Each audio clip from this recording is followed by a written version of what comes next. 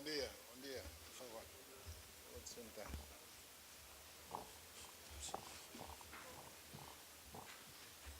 Excelência João Manuel Gonçalves Lourenço, Presidente da República de Angola, caros colegas da imprensa, meus senhores, minhas senhoras, vamos então dar início àquela que vai ser a segunda entrevista coletiva do Sr. Presidente da República do seu mandato. A entrevista propriamente não terá uma declaração inicial do Sr. Presidente, vamos fazê-la nos mesmos moldes que fizemos no dia 8 de janeiro passado. Há pouco tempo fizemos o nosso sorteio e será com base nesse sorteio que as perguntas serão colocadas. Vamos imediatamente passar à primeira pergunta, que cabe à Televisão Pública de Angola.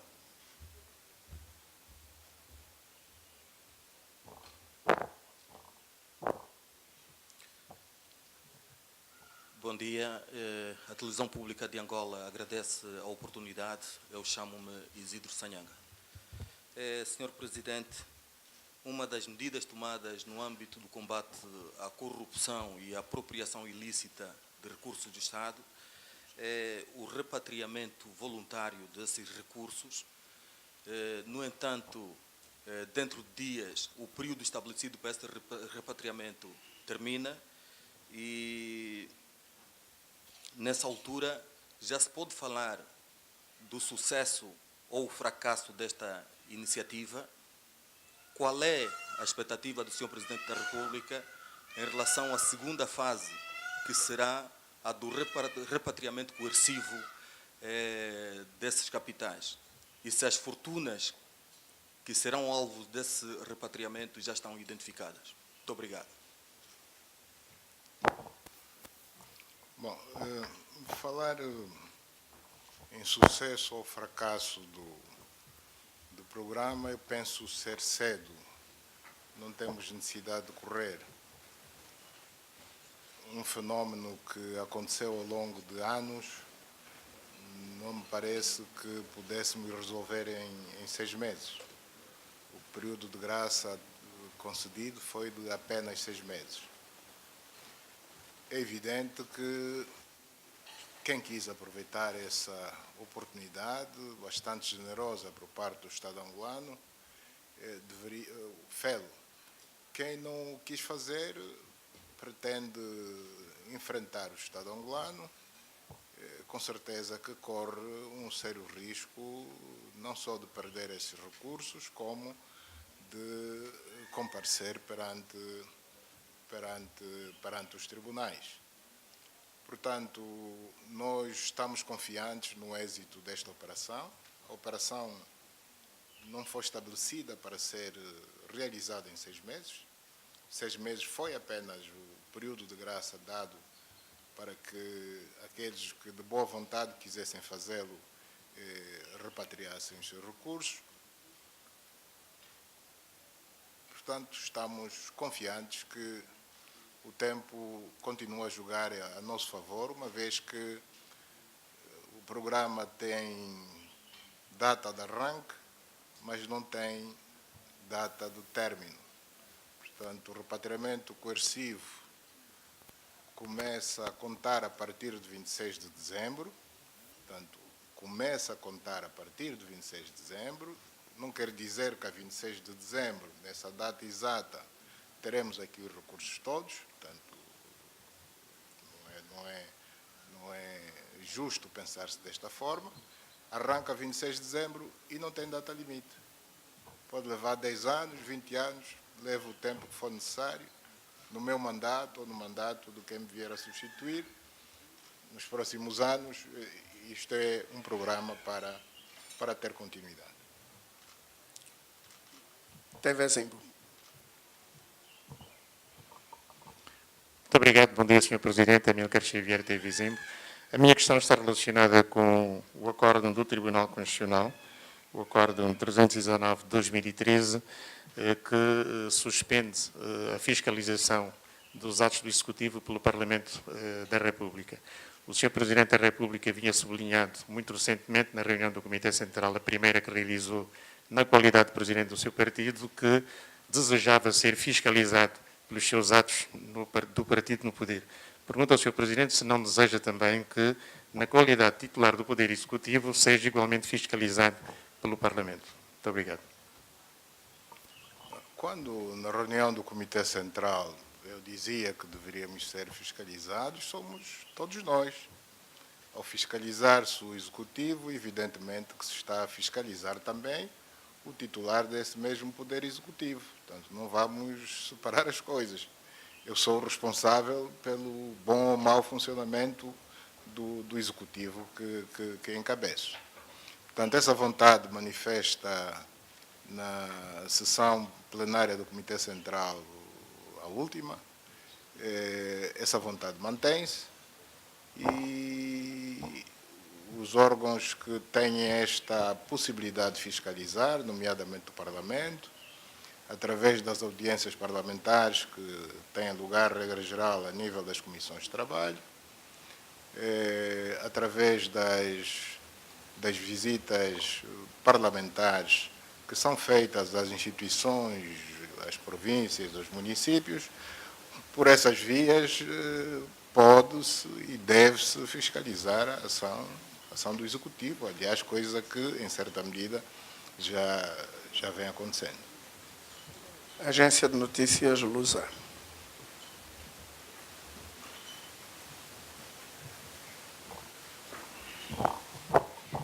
Bom dia, Sr. Presidente. José Sousa Dias, jornalista da Agência Lusa. Eu voltava um bocado ao início à pergunta, à primeira questão, tem a ver necessariamente com o repatriamento de capitais. Tem havido muita conversa, tem havido muitas declarações sobre o que de facto é o repatriamento de capitais, mas tem também existido um silêncio, um manto de silêncio sobre os montantes, o que é que já foi conquistado, o que é que já foi recuperado, números, valores. E, naturalmente, também gostaria de saber em que ponto é que está a situação do repatriamento de capitais com Portugal. Muito obrigado. Bom, quanto a dados estatísticos mais concretos, a seu devido tempo, o Banco Nacional de Angola, a entidade competente, vai prestando ao longo do tempo os esclarecimentos que se impuserem. Com relação a Portugal, dos encontros que tivemos, quer com o Presidente da República, Marcelo Rebelo de Sousa, quer com o Primeiro-Ministro, António Costa, recebemos a garantia de todo o apoio das autoridades portuguesas no sentido de se conseguir, na modalidade que se vier a acordar de forma mais específica, porque uma coisa são as declarações políticas, outra coisa é a forma de fazer. Portugal as autoridades portuguesas, no geral, vão prestar toda a colaboração possível para que Angola possa reaver aquilo que é seu. Diário O País.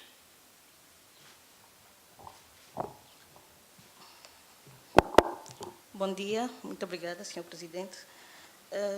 Nenhuma cidade angolana tem o sistema de transportes públicos funcionais. Pergunto qual seria a solução para que efetivamente os transportes públicos funcionassem como deve ser, se o Estado tem noção de quanto ganharia caso os transportes públicos funcionavam como deve ser e de quanto as famílias angolanas gastam em transportes públicos. Obrigada. O transporte público em Angola é problemático e com certeza que o Executivo está atento a isso. Portanto, o Ministério dos Transportes está a estudar as melhores formas de resolver a problemática do transporte público, sobretudo para as grandes cidades, Luanda e não só. Evidentemente que também neste domínio nós contamos com a intervenção do setor privado. Há intenções de investimento privado neste domínio, sobretudo pretendendo investir em sistemas de monorail e outros equivalentes. Essas intenções de investimento estão a ser analisadas pela entidade competente, nesse caso a IPEX, E, a seu devido tempo, portanto, penso que vamos começar a verificar o investimento real neste domínio, não só em Luanda, como nas outras grandes cidades. Ganhos, evidentemente que quanto melhor organizado tivermos o transporte público, todos ganham. Ganham os cidadãos e ganha a economia nacional. Portanto, não vou falar em números, não vou dizer quanto é que vamos ganhar, mas que vamos ganhar, todos vamos ganhar. Ganhará o cidadão e ganhará a economia nacional. Chamo agora o representante do Novo Jornal.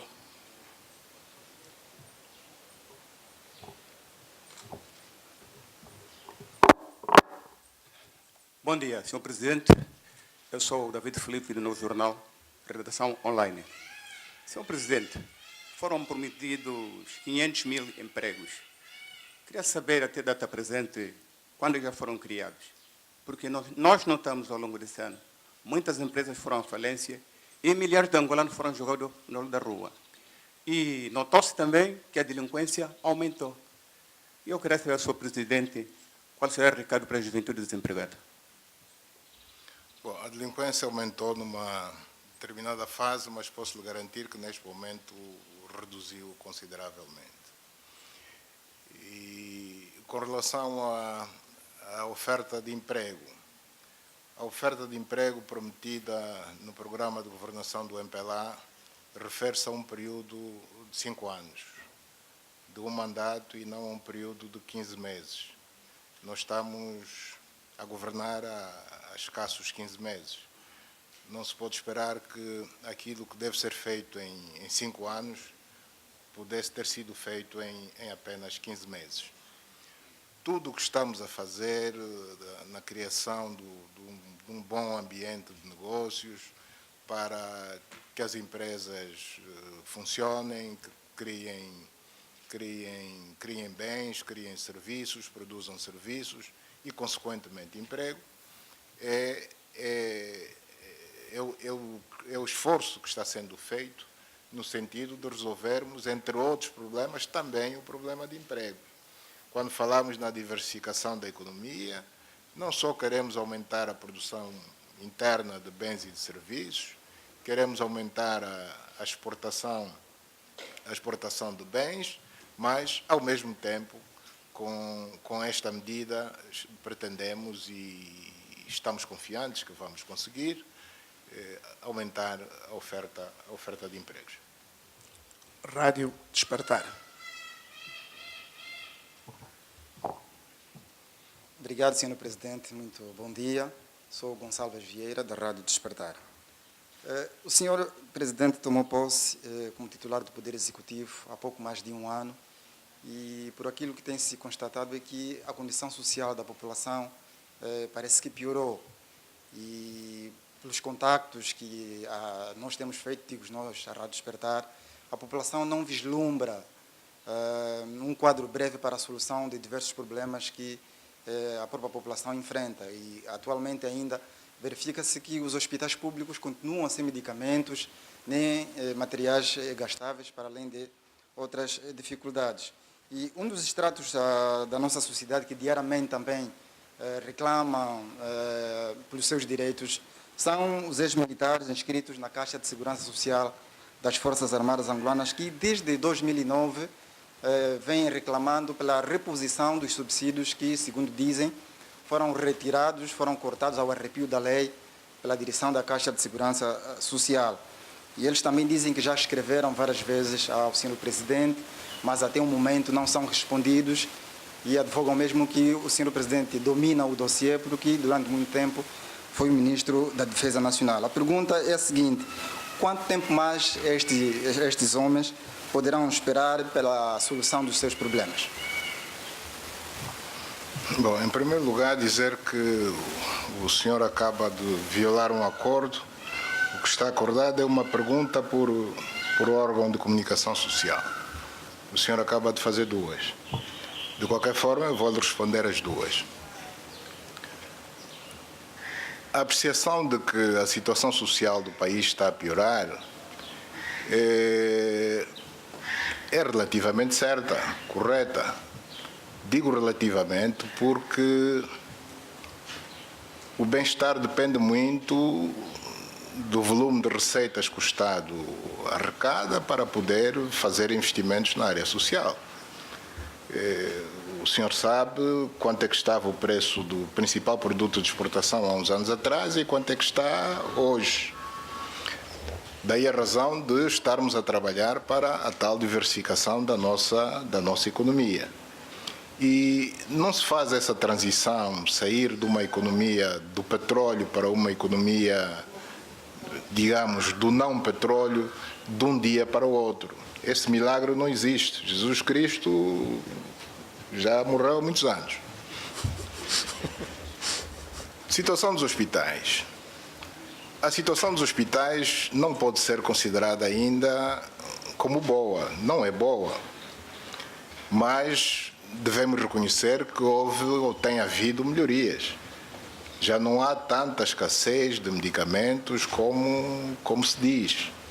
Os hospitais de Luanda, que são os principais, os maiores, o Hospital Américo Boa Vida, o Josida Machel, o Hospital de Oncologia, o Hospital Pediátrico, a Maternidade de Luanda, consulta as direções desses hospitais que lhe vão confirmar que de há 6 meses para cá o quadro nessas unidades hospitalares alterou de forma significativa. Que sejam eles a dizer e não o titular do Poder Executivo. Com relação à Caixa de Segurança Social, fala em militares ou ex-militares. Nós precisamos de separar as coisas. Só tem direito à Caixa de Segurança Social os oficiais reformados. Só esses beneficiam da Caixa de Segurança Social. Ex-militares que não tenham atingido qualquer grau de oficial e que, portanto, não podem estar reformados, são desmobilizados. Reformado é o oficial, o não oficial é desmobilizado. Os desmobilizados não são atendidos pela Caixa de Segurança Social. Nós conhecemos a pressão que a UNITA vem fazendo nos últimos anos, confundindo as coisas no sentido de que os desmobilizados também sejam atendidos pela Caixa de Segurança Social. Isso não é possível. Portanto, isso não vai acontecer. Há instituições próprias para atender os desmobilizados, que são uma classe de militares ou de ex-militares, para ser mais concreto. A Caixa de Segurança Social só atende oficiais na reforma. Voz da América. Muito bom dia, senhor presidente. Eu sou Manuel José, sou correspondente da Voz da América em Luanda. Eu vou aproveitar a deixa do senhor presidente ao responder o colega da Rádio Despertar, quando fala das instituições de saúde. Há um ditado que diz que a prática é o melhor critério da verdade. E o que noto na prática das elites angolanas, e incluo nessas elites Vossa Excelência, Presidente da República, há uma rejeição a roçar mesmo ao desprezo às instituições angolanas, sejam de saúde, de ensino, de turismo, enfim. Como?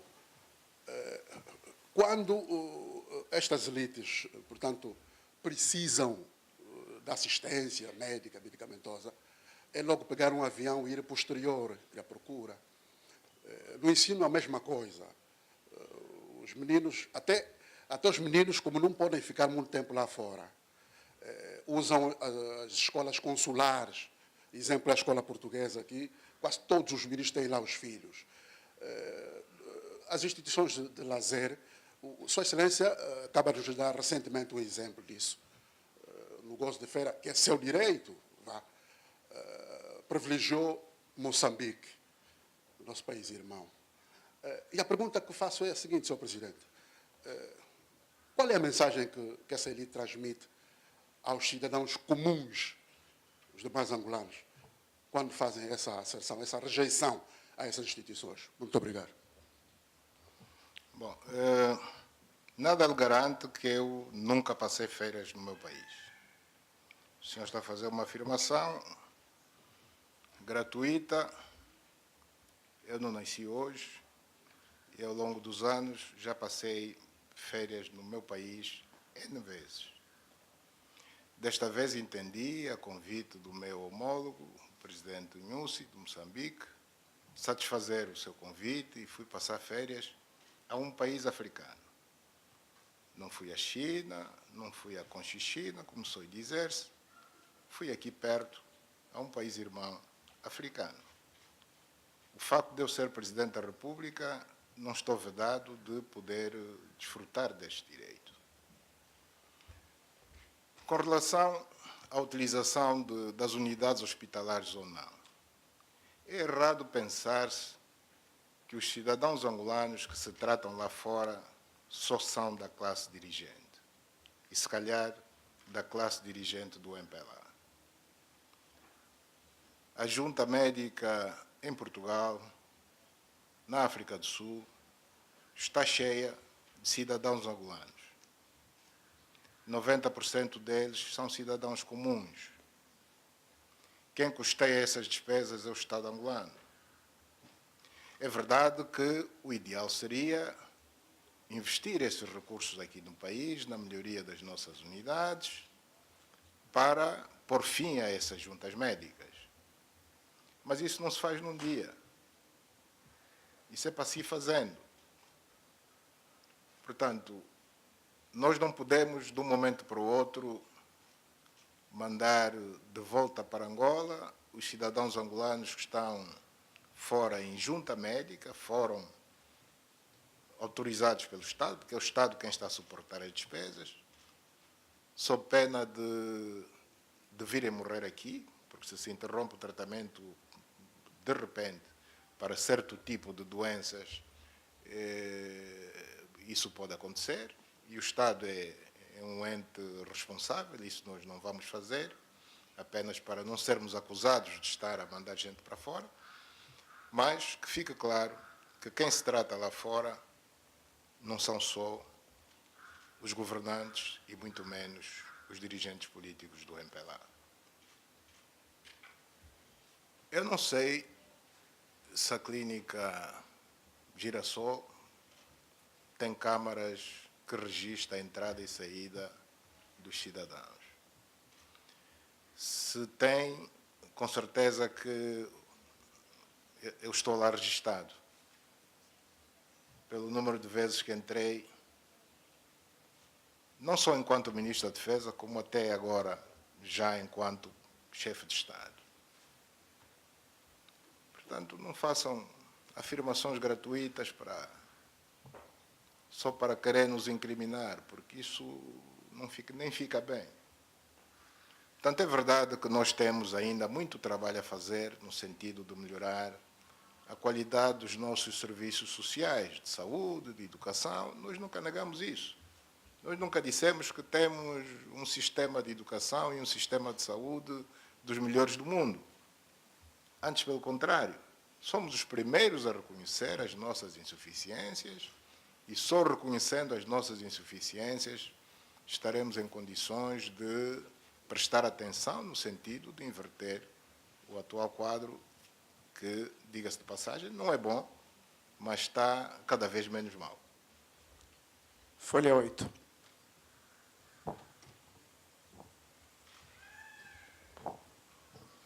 Muito obrigado. Bom dia, Sr. Presidente. William Toné, Folha 8.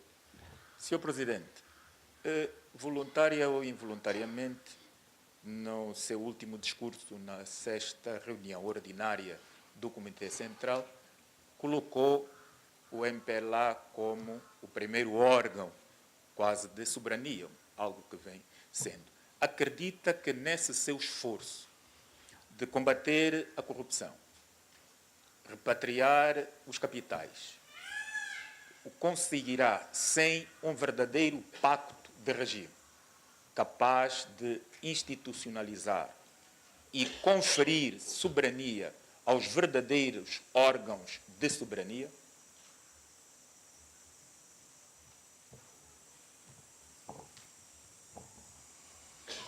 Eu vou lhe responder à pergunta, mas antes, se me permite, deixa-me voltar um pouco atrás a respeito ainda da questão da atenção a prestar à área social, saúde e educação, para dizer que, tanto essa questão não foi colocada por si, foi pelo seu colega quando se deu. Em 2018, estava contemplado no Orçamento Geral do Estado 3,6% desse mesmo orçamento dedicado à saúde. Para o orçamento acabado de aprovar, para 2019, nós temos 6,6% desse mesmo OGE dedicado à saúde. Portanto, é praticamente o dobro dos recursos que prevíamos em 2018, no espaço de apenas um ano. No que diz respeito à educação, embora o crescimento não tivesse sido tão grande quanto na saúde, em 2018 eram 5,4% para a educação, a porcentagem do OGE, para 2019 são 5,8% do OGE. O crescimento não é grande, mas fica o sinal de que o Executivo dá uma importância grande a estes dois setores, quer a saúde, quer a educação. Voltando ao nosso amigo William Toné. Um pacto de regime. Depende do que é que entende por pacto de regime. Eu, se não se importar, eu ia lhe pedir que esmiuçasse um pouco mais isso, o que é que entende por pacto de regime. Porque, com pacto ou sem pacto, nós temos de combater a corrupção. Com pacto, temos de combater a corrupção. Sem o pacto, temos de combater a corrupção. Senhor Presidente, quando falava de pacto é porque, naturalmente, o combate à corrupção tem sido falado. O MPLA tomou a dianteira, mas se empreender só o viés político neste combate, nós vemos que poderá nada acontecer. Vai mudar o que nada muda. Por outro lado, este combate, eu penso que deveria engajar todas as forças políticas a encontrarem um denominador. Porque agora não sente que, por exemplo, há incompreensões no seio da sua própria força política. Se o combate assentar fundamentalmente na parte política, óbvio que pode haver acordos políticos. Se engajasse toda a nação, o senhor seria mais blindado e teria maior credibilidade este combate à corrupção, porque engajaria todas as partes e todos poderiam ser partícipes naquilo que iríamos definir como corrupção, até porque temos a Lei 11/2016 que inviabiliza quase uma percepção do que é que se vai repatriar, o quanto e a partir de onde. Engajando todos, talvez fosse mais blindado este combate e mais credível. É nisso que eu gostaria que o senhor se expressasse. Sim, senhor. Em praticamente todos os meus discursos, eu falo da necessidade do combate à corrupção. E não só falo da necessidade de combate à corrupção, porque também tenho tido cuidado de apelar que todas as instituições do Estado, igrejas, organizações não governamentais, associações profissionais, associações cívicas, e, de uma forma geral, os cidadãos que participem de forma ativa nesta luta que é de todos. O MPLA não pretende monopolizar esta luta como sendo apenas sua. Nós não fechamos as portas a ninguém dizendo esta luta é do MPLA, só nós queremos a taça e que não queremos a interferência de mais ninguém. Isso não é verdade. Antes, pelo contrário. Somos nós quem todos os dias apelamos à participação, à contribuição de todos, sem exclusão de ninguém. Se existe alguma força política que se sente excluída desta luta, é porque ela própria auto-excluiu-se. Nós só tomamos a iniciativa e talvez o facto de termos tomado a iniciativa não tenha sido do agrado de algumas forças políticas. Com certeza estavam à espera que essa iniciativa fosse deles. Nós tomamos a dianteira, tomamos a iniciativa, mas não afastamos ninguém. Portanto, o que está a dizer é precisamente o contrário do que está a acontecer. Nós não estamos a querer ficar sozinhos nesta luta. E não estamos sozinhos nesta luta.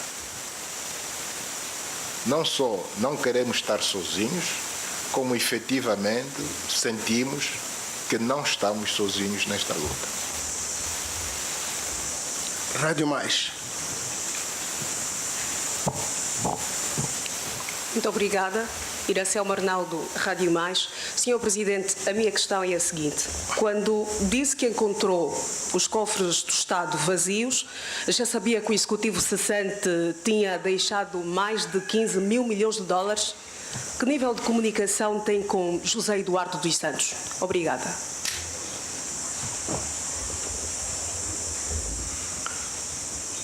Bom, com relação a esta questão, o importante é diferenciarmos de forma clara o que é que são as reservas internacionais líquidas, para que fim se destinam, qual é o caráter desta reserva, como o próprio nome diz, é uma reserva, como deve ser gerido e o que são propriamente os chamados cofres do Estado. Quando a gente fala em cofres do Estado, estamos a nos referir à conta única do Tesouro, que não tem nada a ver com as reservas internacionais líquidas.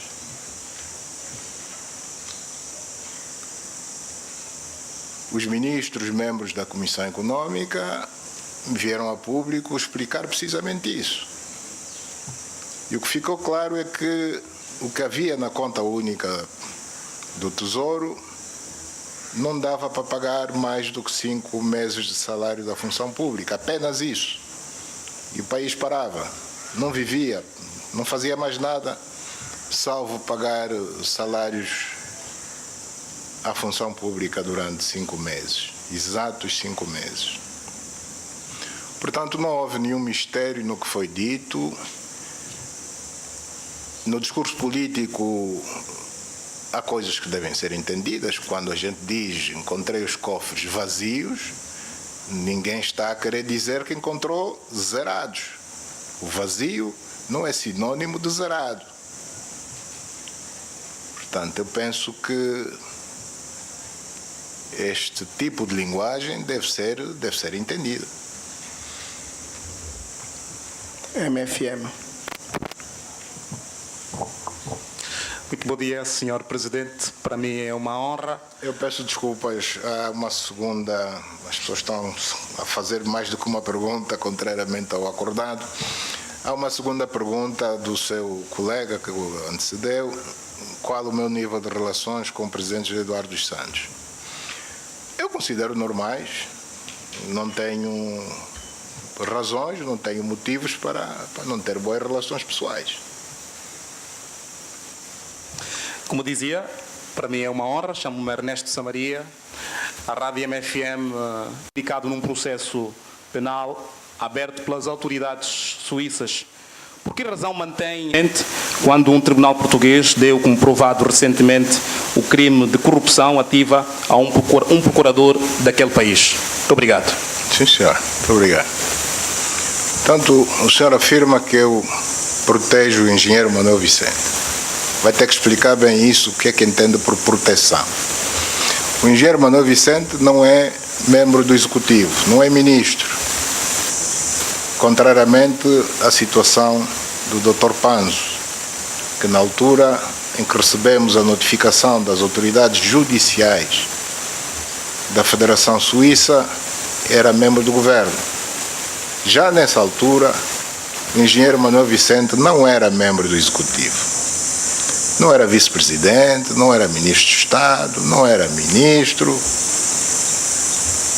Portanto, fica difícil entender o que é que o senhor quer dizer com dar proteção ao engenheiro Manuel Vicente. Eu dou-lhe a oportunidade de explicar melhor, se assim eu entender.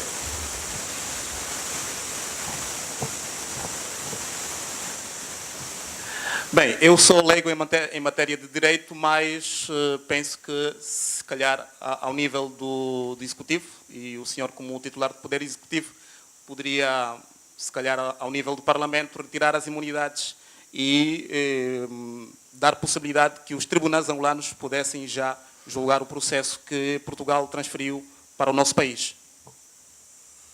Para um não membro do Executivo,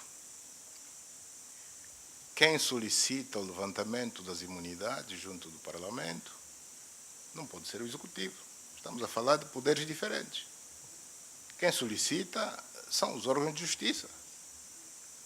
Os órgãos de justiça, se quiserem dar continuidade com um determinado processo e vêm-se impedido de o fazer porque a pessoa avisada está protegida por imunidades, sendo deputado, são os órgãos de justiça quem solicitam o levantamento das imunidades diretamente ao Parlamento, não passam pelo Executivo. O titular do Poder do Executivo nem tem sequer que saber, porque mesmo que souber não vai fazer nada. Não é minha competência. É um deputado, se a Justiça entende que para prosseguir com a sua ação, enquanto órgãos de justiça, importa que sejam levantadas as imunidades de um determinado deputado, solicita o levantamento das mesmas diretamente à Assembleia Nacional. Rádio Eclésia. Muito bom dia, Sr. Presidente, e a todos presentes. Muito grato pela oportunidade. Qual é a disponibilidade, Sr. Presidente, do seu governo em acelerar o desfecho das negociações sobre o projeto do Acordo Geral de Cooperação? Falo da concordata entre o Estado angolano e a Santa Sé. E qual é a previsão do encontro do Sr. Presidente com o Papa Francisco em Luanda ou no Vaticano? A esse respeito, devo dizer que conseguimos ultrapassar um pequeno impasse que existia. Portanto, quando digo conseguimos, estou-me a referir à delegação do Executivo angolano e à delegação do Vaticano, aqui em Luanda. E, feito isso, portanto, a versão negociada, acordada, foi remetida ao Vaticano para o Vaticano se pronunciar e nós estamos à espera da posição do Vaticano. Portanto, neste momento, o que se passa é que o Vaticano é que nos deve dizer, falar ou propor datas de assinatura, acordar conosco se a assinatura será feita em Luanda, se será no Vaticano, se será na presença do chefe de Estado angolano, se não, não tem que ser necessariamente. Portanto, uma coisa é a assinatura do acordo e outra coisa é a minha visita de Estado ao Vaticano. O Vaticano, como sabem, é um Estado, da mesma forma que eu realizei visitas de Estado a outros Estados, com certeza que algum dia acontecerá, espero que seja o mais breve possível, a visita de Estado ao Estado do Vaticano.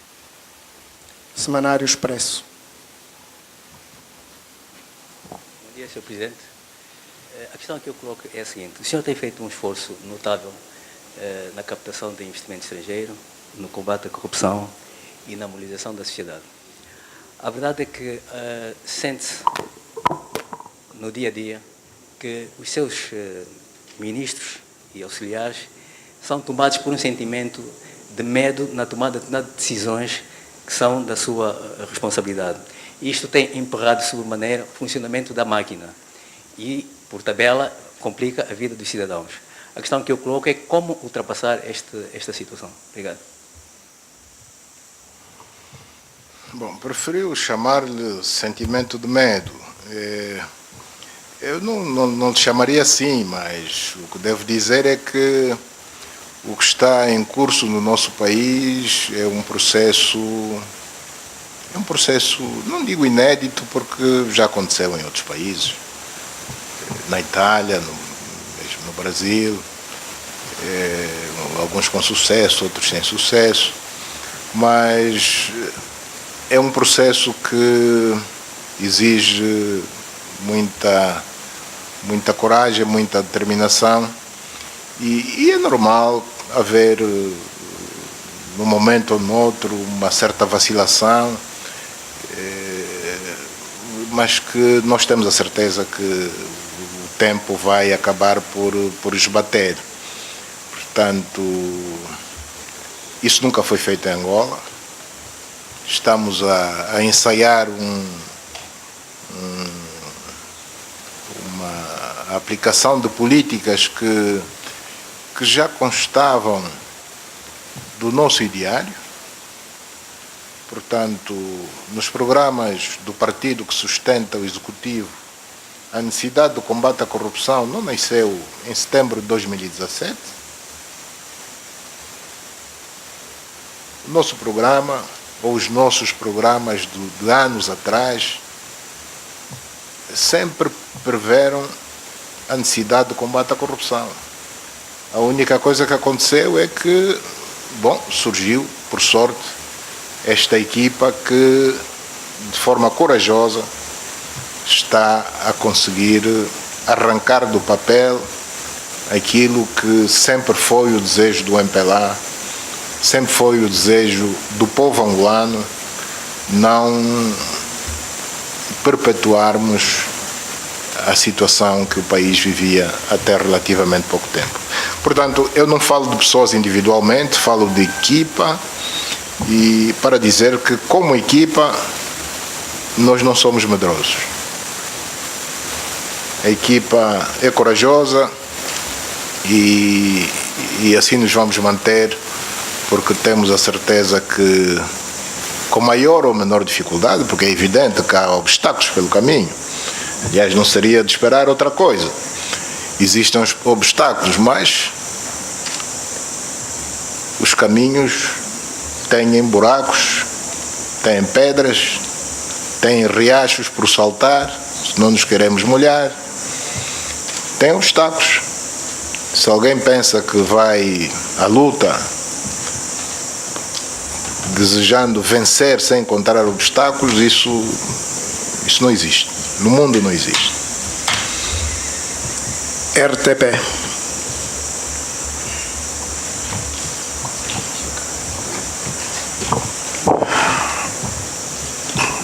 Obrigado. Eu sou o presbítero Lundães, RTP.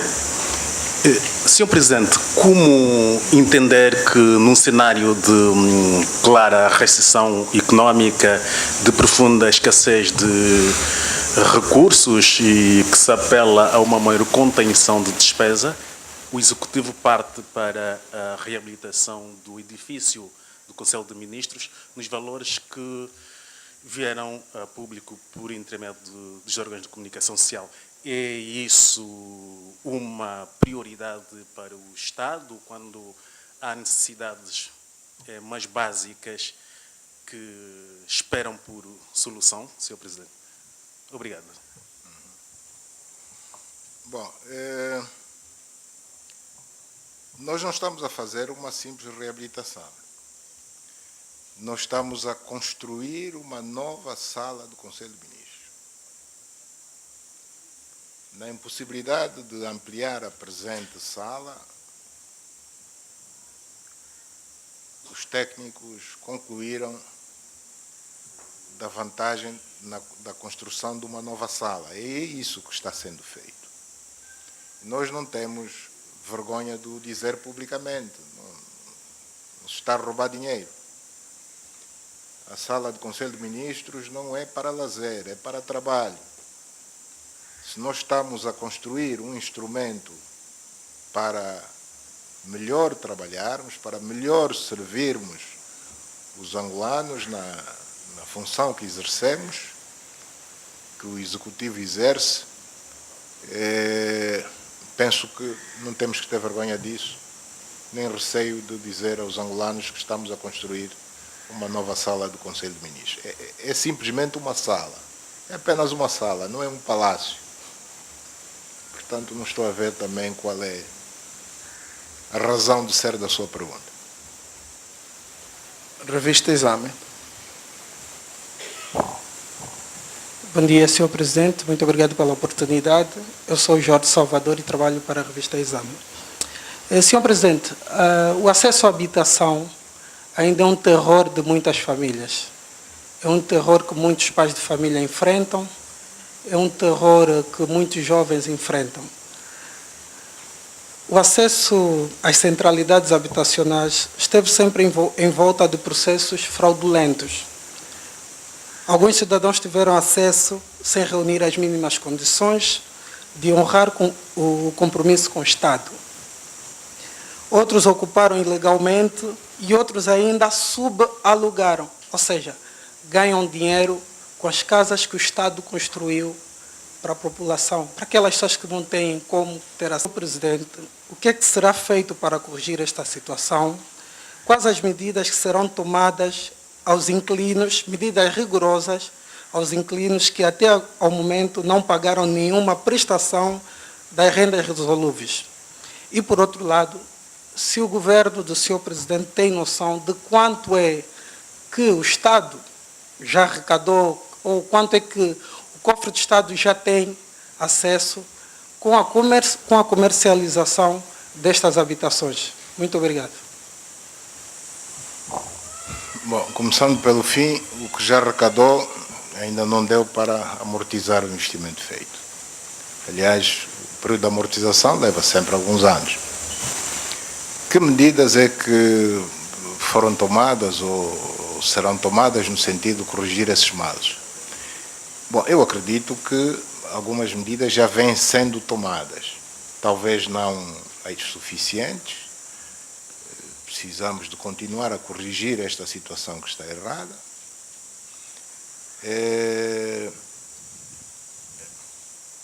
Eu louvo, digamos, a sua intenção de ver ordem na sociedade, mas, paradoxalmente, se as autoridades expulsarem algumas dessas pessoas, expulsar dos apartamentos ocupados ilegalmente, talvez alguns dos seus colegas sejam os primeiros a apontar o dedo ao Executivo, acusando de violação dos direitos humanos, coitados, e agora onde é que vão com as famílias? Como se antes de ocuparem esses apartamentos vivessem ao relento. Não é verdade? Não concorda comigo? Pronto, concorda comigo, ainda bem. Mas, pronto, são situações com as quais vivemos e que temos que enfrentar.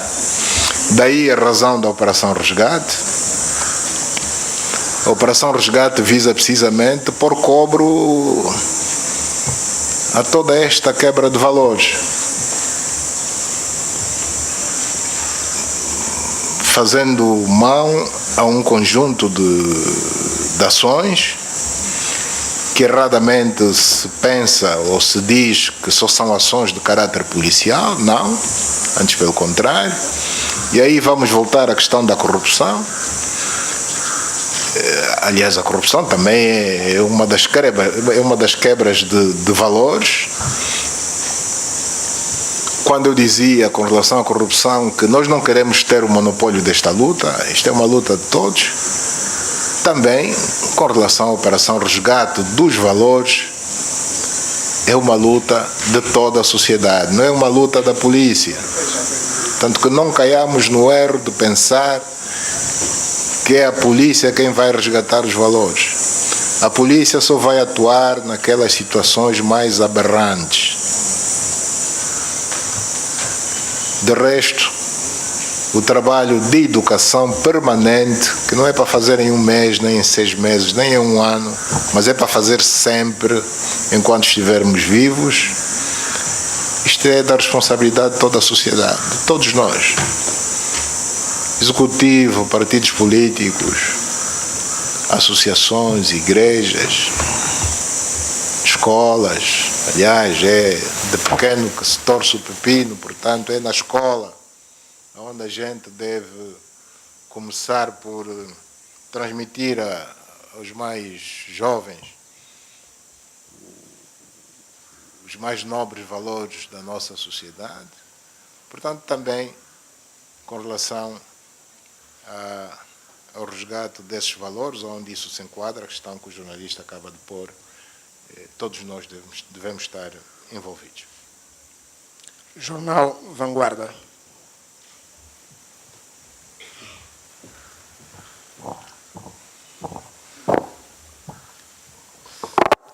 Bom dia, Sr. Presidente. Bom dia a todos. Bom, o Sr. Presidente já revelou que é um árbitro atento. Eu não posso fazer mais do que uma pergunta. Acabam de dizer isso mesmo, que para mim é uma tortura. Portanto, eu peço-lhe, obviamente vou só fazer uma pergunta, mas antes, permita-me só uma pequena deambulação, e tem a ver com uma questão que foi colocada logo a segunda pergunta, que tem a ver com o Acórdão 319 de 2013, a que o senhor, a meu ver, não respondeu, e que é um acórdão muito mais do que simbólico, porque há um novo regimento na Assembleia Nacional, a própria Constituição tem normas que permitem uma revisão, mas sabemos que a revisão de 2010, que deu ao país, consagrou um regime de presidencialismo atípico, foi uma revisão, é a chamada Constituição, o fato feito à medida de um homem, e o senhor já disse que a Constituição é a sua bússola, mas também mostrou que não está disponível para vestir o fato desse homem, provavelmente é demasiado apertado para si. E também, que tem a ver com isso, há uma questão que o Vanguarda tem colocado insistentemente, que é a questão da remodelação governamental. Nós até já avançámos, seria até ao final do ano, o Sr. Presidente não nos quis fazer a vontade, mas quando avançamos na remodelação governamental, não o fazemos por acaso, escrevemos porquê, e tem a ver com estas questões. Ou seja, o senhor tem desestruturado, digamos assim, tudo o que vem da governação anterior, e tem aqui estas duas questões. Isto não é a minha pergunta, e se me permite, esta é a minha batota. A minha pergunta é, porque o senhor já nos habituou nas suas intervenções, são sempre intervenções cuidadas, escolhidas, que normalmente os seus discursos e as suas entrevistas a órgãos de comunicação social, até agora estrangeiros. A única entrevista que deu ao Angolano foi também para um órgão de comunicação social estrangeiro. E nessa entrevista, onde o senhor, insisto, que não diz nada por acaso, nem ao acaso, a determinada altura é-lhe feita esta pergunta. Como exímio jogador de xadrez que é, quando será o seu próximo checkmate? Isto, obviamente, é alguém que o conhece bem. E o senhor responde, não posso revelar, mas não tarda. O senhor, como exímio jogador de xadrez, sabe que o xadrez tem a jogada de xadrez tem um tempo limite, portanto, mas esse é o seu domínio. Em relação à minha pergunta é, não posso revelar, Sr. Presidente, que jogada de mestre é esta, e, por favor, não me responda à minha única questão com uma não resposta. Bom, dizia que limitar-lhe a uma pergunta é... Uma tortura. Uma tortura. tortura maior seria, para mim, se permitíssemos que cada um de vocês fizesse 2, 3 perguntas. A informação que eu tenho é que nesta entrevista coletiva estão 20 órgãos. Se cada um fizer 3 perguntas, são 60 perguntas. Então? Quem seria o torturado? Eu ou a senhora? Não me peça a mim para escolher, por favor. A resposta é óbvia. Bom, com relação ao acórdão do Tribunal Constitucional, o Executivo não altera os acórdãos dos tribunais. Muito se tem falado como se fosse tão simples quanto o titular do Poder Executivo chamar o juiz presidente do Tribunal Constitucional e dizer: amanhã quero ver alterado esse acordo. Se não faço, sou preso. Se o faço, sou preso também, porque estarei a violar a separação de poderes. Então, onde é que eu fico? Prefiro não violar o princípio da separação de poderes.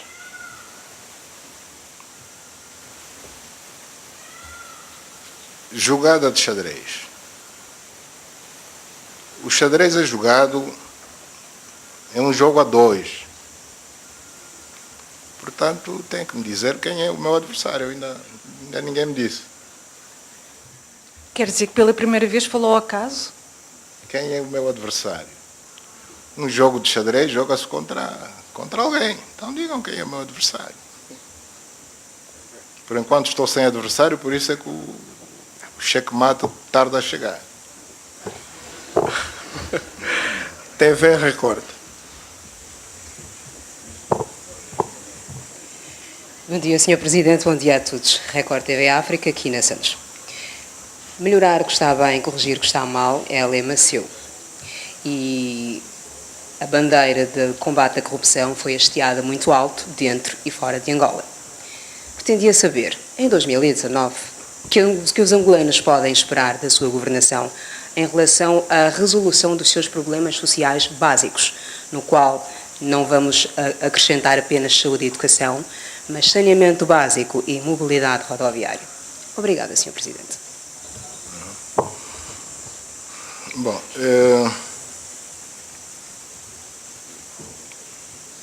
para 2019 nós aprovamos um Orçamento Geral do Estado. Talvez começar por dizer que melhorar o que está bem e corrigir o que está mal, essa divisa não é minha, é do partido que eu dirijo, é do MPLA. Portanto, está bem acima da minha pessoa. Eu procuro executar, uma vez que estou à frente do Executivo, e o Executivo é um instrumento de governação do partido governante.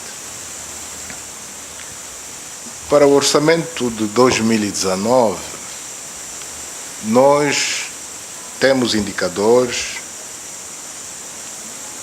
que, em princípio, vão levar à melhoria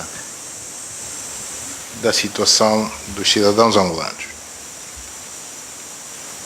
Começando pelo próprio teto do OGE 2019. Eu vou começar um pouco atrás. Em 2016, estava em 5,3 mil milhões. Em 2017, subiu para 5,4 mil milhões. Em 2018, subiu para 9,6 mil milhões. Para o ano 2019, a Assembleia acaba de aprovar um teto de 11,3 mil milhões. Portanto, não baixou, mas subiu. Com mais recursos, resolvem-se mais problemas. Nós tínhamos um déficit orçamental em 2016 de 3,8. Em 2017, de 6,3. No corrente ano de 2018, esse mesmo déficit já passou de 6,3 para 0,4 no corrente ano. E para o próximo ano prevemos 1,5. Portanto, já estivemos com 6,3 em 2017 e para 2019 esperamos 1,5. Se falarmos da taxa de crescimento, em 2016 estávamos com 2,6%, com menos uma taxa negativa, portanto, com uma taxa negativa de 2,6% em 2016. Portanto, a economia estava a regredir, não estava a crescer. Em 2017 continuávamos em baixa, ou seja, com uma taxa negativa de 0,15%. Em 2018, no corrente ano, já temos uma taxa de crescimento positiva, ainda negativa, de 1,1%. Mas para 2019 prevemos uma taxa positiva, nada desprezível, de 2,8%. Em 2016 tínhamos uma taxa de inflação de 41,9%.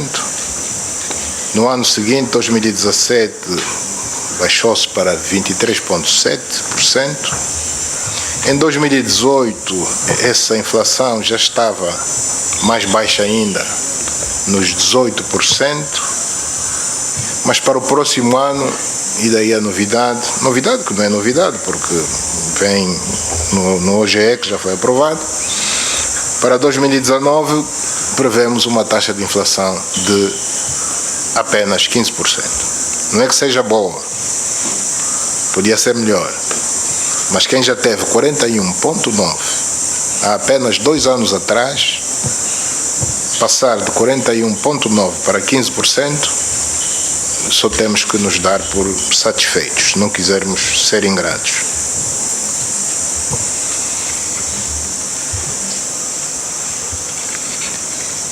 A diferença da taxa de câmbio no mercado, entre o mercado paralelo e oficial, no corrente ano, em janeiro do corrente ano, estava essa diferença em 150%. Em setembro deste ano, portanto em apenas 9 meses, o Executivo conseguiu baixar essa diferença da taxa de câmbio de 150% em janeiro para meros 23% no mês de setembro do corrente ano. Isso em 9 meses. Bom, o crescimento que a saúde e a educação terão no orçamento de 2019, já me referi a ele, portanto, escuso de repetir. Nesse mesmo orçamento para 2019, nós prevemos um incremento de recursos para a agricultura que é 5 vezes superior ao do corrente ano de 2018.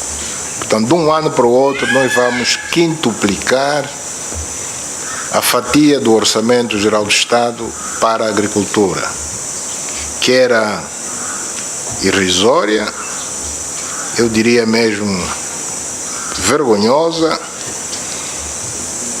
era de apenas 0,3% e vai passar para 1,6% em 2019. É suficiente? Não é? Evidentemente que não é suficiente, mas é bem melhor. Se quintuplicou, é bem melhor. Mas talvez importa dizer que este incremento do Orçamento da Agricultura destina-se sobretudo a programas virados ao apoio à agricultura familiar.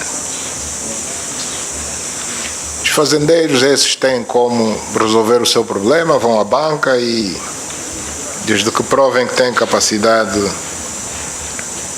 de reembolso, resolvem o seu problema. O mesmo não se passa com os camponeses. O Estado tem o dever de apoiar continuamente os camponeses. E a forma que encontramos é essa de incrementar em 5 vezes os recursos que serão postos à disposição dos programas de apoio à agricultura familiar. E esta estatística não é tudo para responder à sua pergunta. Ontem mesmo recebemos, aqui em Luanda, a diretora-geral do Fundo Monetário Internacional, com quem negociamos e conseguimos a aprovação de um programa alargado de financiamento a Angola no valor de 3,7 mil milhões de dólares, dos quais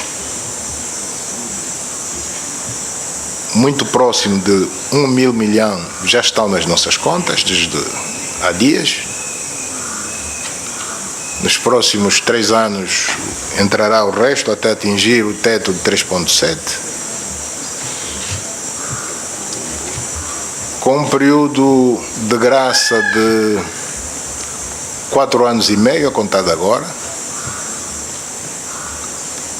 e um período de reembolso ou de maturação de 10 anos e meio.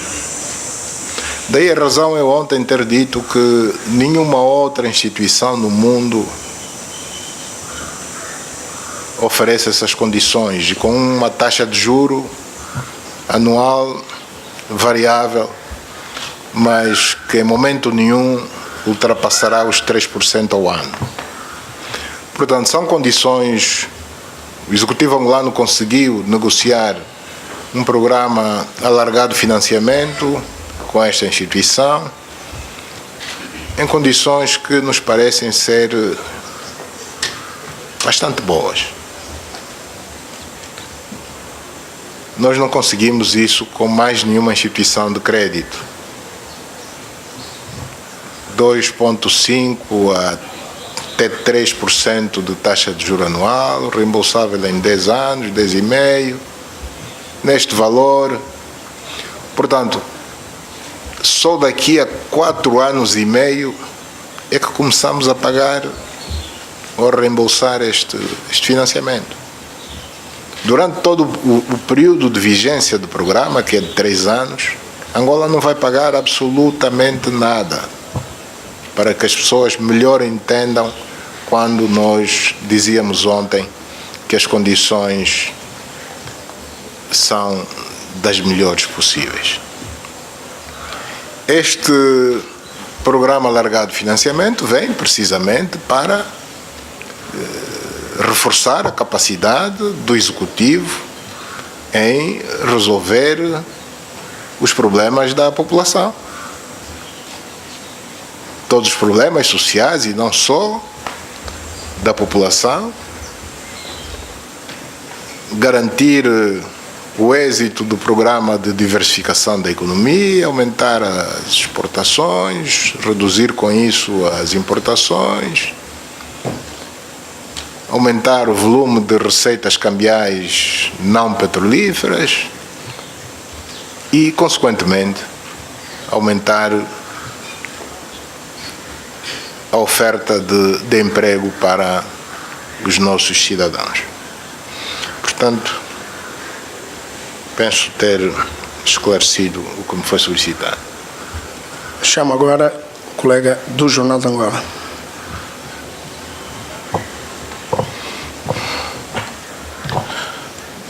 Bom dia, Sr. Presidente. Sou Santos Vilola, do Jornal de Angola. Sr. Presidente, eu gostaria de saber como é que está o processo de exumação dos restos mortais de Jonas Savimbi, o líder da UNITA. Ouviu-se falar de uma série de desentendimento entre a família e o governo em relação a um exame de DNA. Como é que está esse processo, Sr. Presidente? Obrigado. Bom, não se trata propriamente de um desentendimento com relação a esta questão específica que colocou do exame do DNA. O que se passa é que a UNITA e a família, ainda na vigência do anterior executivo, solicitou que o governo fizesse a exumação e a trasladação dos restos mortais do Dr. Jonas Savimbi. O que, por razões de diversa ordem, acabou por não acontecer. Não é isso que está em questão.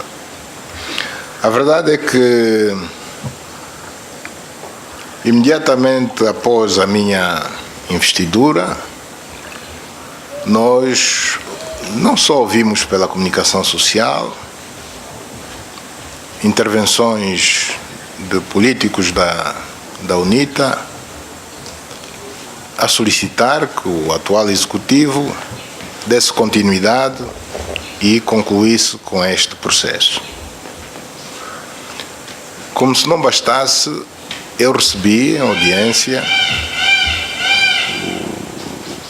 o Sr. Isaías Samacuva, líder da UNITA, que, entre outras questões que me trouxe, colocou também este problema. Eu procurei inteirar-me do histórico. O que me foi dito é que já tinha sido criada uma comissão para tratar deste assunto, e o que fiz foi reativar essa mesma comissão.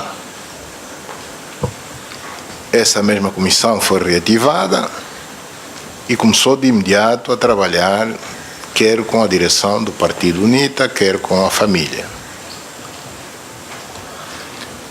Portanto, a UNITA queixava-se de lentidão neste processo. E nós procuramos satisfazer a sua ansiedade de ver o caso resolvido o mais rapidamente possível. E assim o fizemos. E trabalhando sempre em conjunto, portanto, a Comissão do Executivo, a direção da UNITA e a família, no sentido de tornarmos realidade o desejo quer de uns, quer de outros. E o que devo dizer é que, neste momento, no que ao Executivo diz respeito, nós estamos em condições de realizar esta operação a qualquer momento.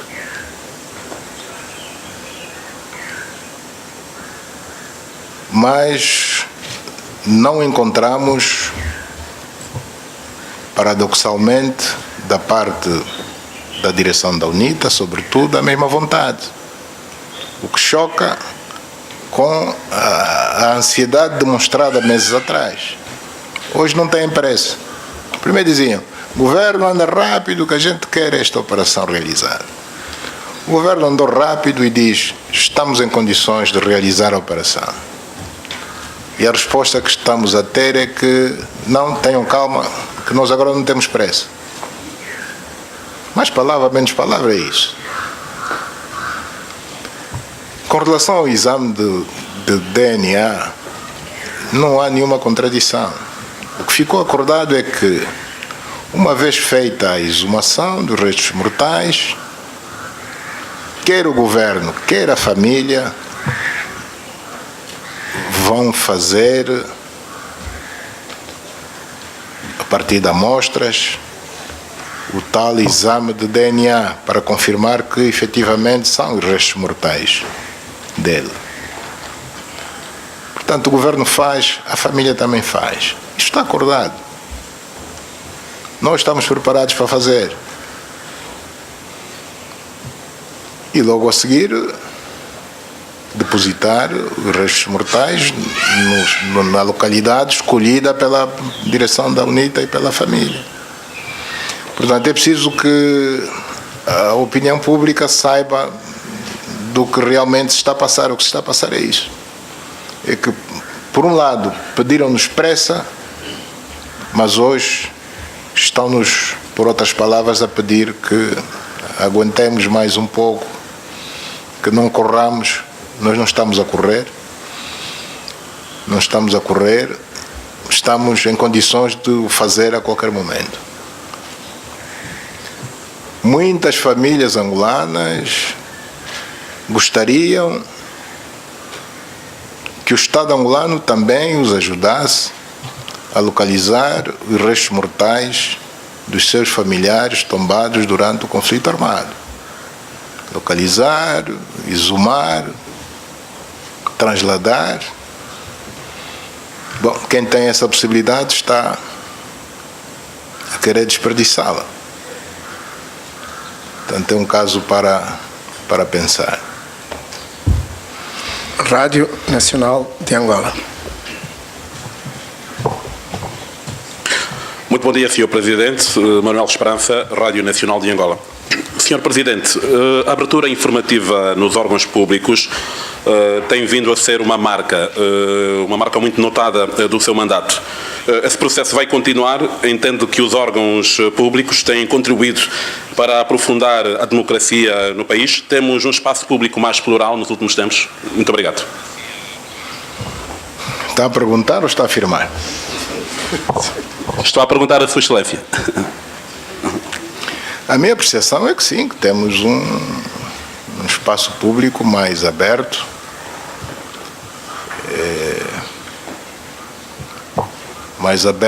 e é para continuar. Portanto, não sei se há algum sinal, sentiu algum sinal de recuo. Se sentiu, é um falso sinal, porque não existe a intenção de recuar. Agência France Press. Daniel Frederico, Agência France Press. Senhor Presidente, a minha questão vai sobre o Islão. Angola, ao que consta na Constituição, diz ser um Estado laico. E ao que consta é que é um dos únicos países em África que ainda não aceitou oficialmente o Islão, ou a religião islâmica, cuja sua coexistência nos últimos anos tem sido marcada com atos de encerramento de mesquitas, condenação dos seus fiéis por estarem a ler livros. Senhor Presidente, eu gostava de saber até que ponto é que estas ações do governo angolano podem beliscar a imagem do país perante a comunidade internacional. Bom, os dossiês são para ir sendo resolvidos. Nós tivemos durante muitos anos o dossiê Rádio Eclésia, expande, não expande, expande, não expande. Este é um dossiê que hoje pertence ao passado, portanto está ultrapassado, está resolvido. A questão do reconhecimento do islamismo em Angola, sabe que, se por um lado a Constituição diz que somos um Estado laico, e somos de facto, por outro lado, há aspectos de ordem cultural que também devem ser tidos em conta, nomeadamente o facto de, maioritariamente, Angola ser, ou Angola não digo, mas a população angolana ser maioritariamente cristã, tanto de várias confissões cristãs, não só a católica como outras. Bom, isto não é fator impeditivo para a não permissão de outras confissões. O que se passa é que ela não está reconhecida, mas não se pode dizer que aqueles crentes nessa religião que estão impedidos de praticar. Tanto é assim que até a praticam na via pública, pelo que é do nosso conhecimento, encerrando vias, dificultando a vida do cidadão comum no dia a dia, e nunca ninguém os molestou pelo facto de estarem a rezar na via pública, que até é um local impróprio. Portanto, Portanto, é uma questão que para nós não é tabu, nós temos que enfrentar as questões de frente, com frontalidade, e as entidades competentes, com certeza, que estão a analisar, quer esta, quer a aprovação de outras confissões religiosas que têm pedidos feitos e ainda não estão autorizados. Portanto, não se pode destacar apenas esta, mas ela se enquadra num grupo de umas quantas que ainda não estão autorizadas. O processo decorre e vamos aguardar o seu desfecho. E dizer que não é verdade que as pessoas são detidas pelo simples facto de serem apanhadas a ler o Corão. Isto eu desminto categoricamente. Portanto, não há ninguém que, estando a ler o Corão, é detido só pelo facto de que está a ler o Corão. Isso é falso.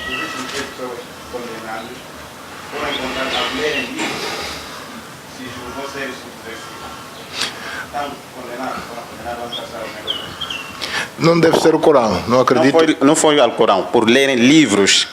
Foram livros apenas. Você disse que era o Corão, né? Sim, e nós temos 4 pessoas condenadas, foram condenados no ano passado a 3 anos de prisão pelo Tribunal Provincial de Luanda, estão na comarca de Viana. Bom, nós recebemos, então devia ter sido concreto, ia direito ao assunto. Sim.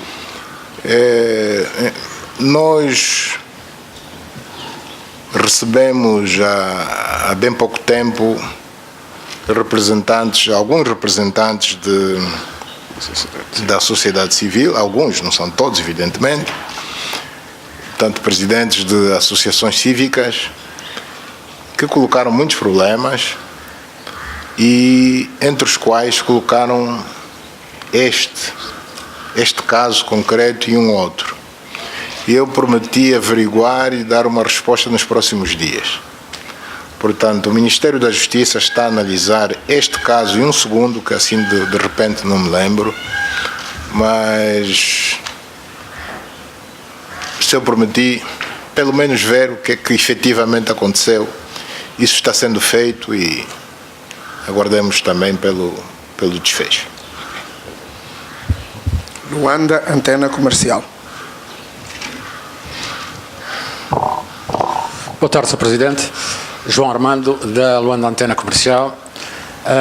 Hoje de manhã tem-se falado aqui de muitos assuntos. Eu penso que o assunto mais importante hoje, o maior desafio do país, são as desigualdades sociais, porque sem eles não há paz, não há desenvolvimento económico. Neste aspecto das desigualdades sociais, eu gostava de questionar sobre medidas concretas para atenuar estas desigualdades sociais. De um lado, a implementação do subsídio de desemprego. Por outro lado, a criação do rendimento mínimo. Por outro lado, a indexação dos salários da função pública à taxa de inflação. Isto por um lado. Do outro lado, a tributação das fortunas. Aquilo que será também a taxação das mais-valias financeiras. E aquilo que será também, possivelmente, um quadro legal e tributário mais apertado para a banca comercial, que ano após ano multiplica os seus lucros à boleia, se assim poderemos dizer, dos títulos e das obrigações do Tesouro, que na verdade é a boleia do próprio Estado. Isto, eu coloco estas questões porque vamos ter aí também um período agora importante, que são estas privatizações, obviamente, toda a privatização do património do Estado, que se pode correr o risco de assistirmos àquilo que é uma segunda versão do que se chamou no passado acumulação primitiva de capital, que pode entregar a uma elite específica e contribuir ainda mais para essas desigualdades sociais. Eram estas questões. Queria-lhe só desejar um bom Natal a si, à sua família e a todo o seu governo. Bom, eu fico muito satisfeito quando o jornalista, em vez de fazer perguntas, dá respostas, que é o seu caso. Isso poupa-me o trabalho de ter de repetir a resposta que acabou por ser dada por si próprio. Portanto, é função do Estado zelar pelas camadas mais desfavorecidas da população. E há várias formas de o fazer. Já tudo está inventado, nós não vamos inventar nada, vamos fazer aquilo As economias de mercado, regra geral, fazem um pouco pelo mundo fora, evidentemente com as adaptações que se impõem consoante a realidade de cada país. Portanto, isso vai ser feito. Em todas as economias, em todas as sociedades, há ricos, há classe média, há pobres e há muito pobres. A missão do Estado é criar condições no sentido de que a percentagem entre uns e outros seja, entre aspas, aceitável. Portanto, uma sociedade não pode ter 90% de pobres ou muito pobres. Da mesma forma que também não pode ter 90% de milionários. Portanto, isso é impensável. Tem que ter todas essas franjas, tem que ter ricos, com dinheiro ganho de forma limpa, se quisermos falar em linguagem clara e simples. Portanto, o ser rico não é crime, o rico não é necessariamente corrupto, isso que fique bem claro. Nesta nossa luta contra a corrupção, nós não estamos a lutar contra o rico, porque se não haver rico não há riqueza, e o país tem que ter riquezas. Os ricos têm que dar emprego aos pobres. Portanto, tem que haver ricos, desde que não atropelem a lei e as normas que qualquer sociedade define como limites. Isso para dizer que, se a pobreza atingiu níveis assustadores, o Estado deve tomar medidas no sentido de fazer baixar consideravelmente esses níveis considerados assustadores de pobreza. Com um conjunto de medidas que eu não vou aqui enumerar, algumas delas o senhor jornalista acabou de o fazer. Eu peço desculpas, a segunda questão. Acabou por pôr duas perguntas. A última. Privatizações, pronto. Sim, senhora, privatizações. Bom, nós queremos fazer as privatizações de forma correta. Ou seja, nós não vamos entregar o patrimônio do Estado a nenhum grupo específico de bandeja. Não vamos fazer isso. Porque, aliás, é isso que nós estamos a combater. Se fizermos isso, então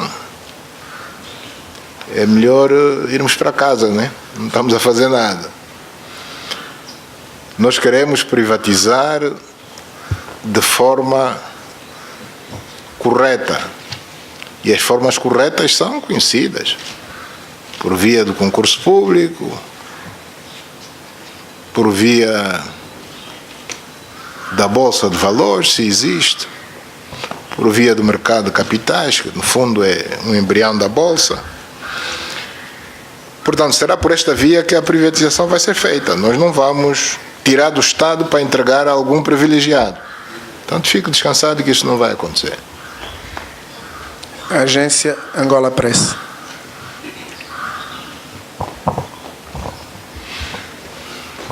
Muito boa tarde, Sr. Presidente. Eu sou Elias Tumba, jornalista da ANGOP. Duas das questões foram ultrapassadas, mas ainda assim vou colocar uma pergunta alternativa. Em janeiro último, quando aqui estivemos na primeira conferência de imprensa, ou na primeira entrevista coletiva, o Sr. Presidente falou da necessidade de reduzir a máquina da função pública. Envolvido praticamente um ano desde que disse isso, pondera avançar com despedimentos na função pública em 2019. Muito obrigado.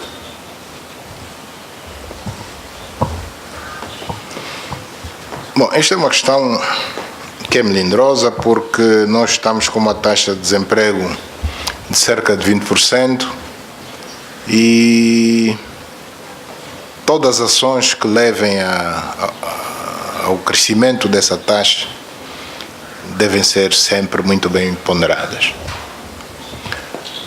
O seu colega que o antecedeu disse muito bem que as privatizações geram, de uma forma geral, mais desemprego. Portanto, a sociedade ganha por um lado, mas perde por outro lado. O privado que ficar com as unidades privatizadas há de querer ficar, vai fazer estudo de viabilidade do negócio e vai ficar com a mão de obra estritamente necessária, deixando o excedente à responsabilidade do Estado. Quando nós nos referíamos à redução da máquina do Estado, isso é para ser feito por fases, começando pela composição do próprio Executivo, que hoje não tem os 35 ministros que tinha antes, tem pouco menos de 30. Bom, e outras medidas de contenção das despesas, no geral, que não passam apenas pela redução do pessoal administrativo, mas que é uma forma de despesa, mas há outras despesas do Estado que importa reduzir e que ao longo do mandato com certeza que de forma gradual vamos reduzindo. Não queremos nada feito de forma muito brusca, só pena de depois resolvermos um problema e abrirmos 2 novos problemas. Última questão, Sr. Presidente, prensa latina. Bom dia, senhor presidente. Eu lo vou torturar doblemente. Vou falar em espanhol, pero divagando. En su primer año de gobierno no ha visitado ningún país de América Latina. ¿Cuál es la estrategia del Ejecutivo en relación con esa región del mundo? Y una segunda cuestión, si es posible, ¿cuál es la posición de Angola en el retraso de las elecciones en la vecina República Democrática del Congo? Obrigado.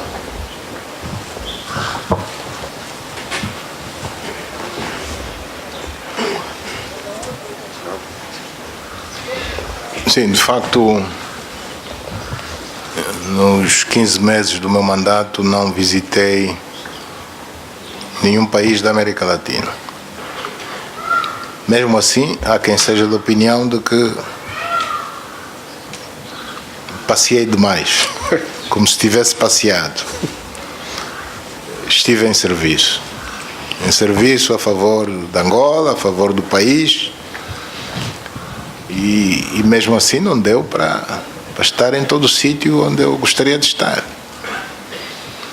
Mas tenho tempo para fazer isso. Não tinha que o fazer necessariamente no primeiro ano do meu mandato. Portanto, nós vamos visitar, não digo todos, mas alguns países também da América Latina. Em princípio, o que eu posso garantir é que está mais ou menos já palavrado entre eu e o meu homólogo cubano, Díaz Canelas, visitar Cuba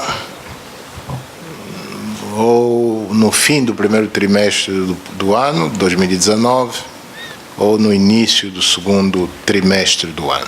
Trimestre. Portanto, em princípio, com relação a Cuba, está mais ou menos assegurado, bastando apenas que, a nível das diplomacias, se acertem em concreto as datas da visita. Com RDC. Relação ao nosso vizinho, nosso país vizinho, RDC, eu não tenho opinião. Tanto eleições num país são uma matéria que, em princípio, tem a ver com o próprio país, as autoridades do país, os partidos políticos, os concorrentes e não concorrentes, a sociedade civil. É evidente que gostaríamos todos de ver que elas tivessem lugar na data inicialmente aprazada, mas também acredito que terá havido razões objetivas de força maior que levaram ao adiamento das eleições por cerca de uma semana.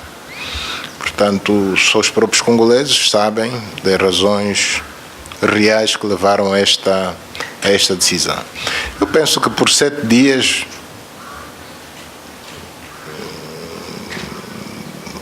o importante é que elas tenham lugar. Não serão no domingo, mas que tenham lugar. E nota-se que houve a preocupação de ser ainda neste ano de 2018. Portanto, não se quis passar para o ano seguinte, nem que fosse no dia 1 de janeiro, já seria de 2019 e não 2018. Portanto, os nossos votos são que o ambiente melhore consideravelmente. Sabemos que existe alguma turbulência, alguma agitação, que é normal nos processos eleitorais, desde que não haja mortos e feridos. Portanto, quando há mortos e feridos é sempre de lamentar. O nosso desejo é que nesta uma semana que falta, que as coisas voltem completamente à normalidade e que se crie, portanto, o ambiente para que os cidadãos possam exercer no dia 30, de forma sossegada, o seu direito de escolher os dirigentes que vão estar à frente do país nos próximos anos. Senhor Presidente, muito obrigado pelo seu tempo. Caros colegas, terminamos assim a nossa segunda entrevista coletiva. Festas felizes até para o ano.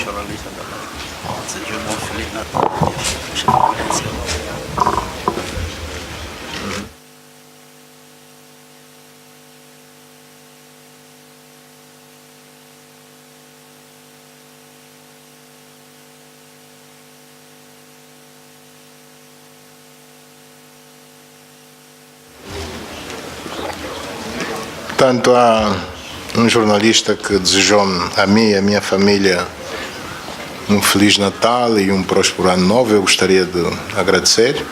Penso que ele não terá falado apenas em seu nome, terá falado em nome de todos os presentes. Portanto, eu agradeço este sentimento. Mais uma vez, muito obrigado. E dou por encerrada a entrevista coletiva. Muito obrigado.